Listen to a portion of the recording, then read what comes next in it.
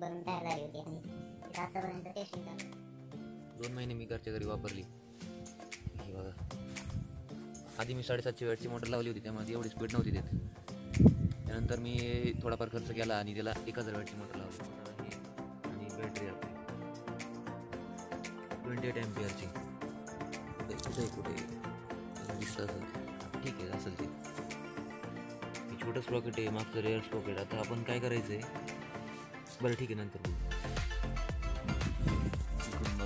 1000 वॅटची motor ही जवळपास 50 ते 60 किलोमीटरची टॉप स्पीड देते आणि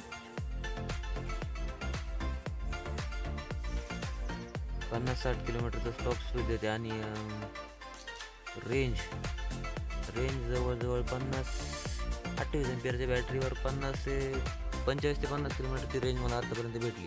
तर ही मोटर 2 महिन्यापर्यंत मी वापरली, म्हणजे टेस्टिंग 2 महिने झाली. आता आपण काय करायचं की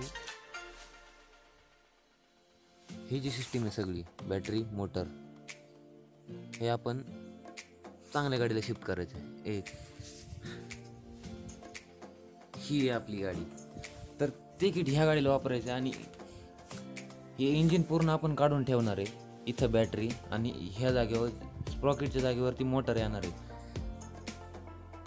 यासाठी आपण बघू, तुम्हाला 2-3 दिवसात ही व्हिडिओ मिळून जाईल. 28 एम्पियरची बॅटरी आहे.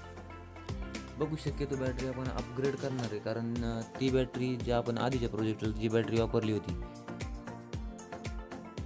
तिची सायकल लाईफ आय थिंक कमी झाली असेल थोडी, आणि ती थोडी कमी रेंज झाली. आता आपण 33 एम्पियरची बॅटरी आणून सध्या हीच वापरणार आहे आपण बघू अपग्रेड करणार लिथियम आयन. हा व्हिडिओ येईलच तुम्हाला लवकर. ठीक आहे, धन्यवाद.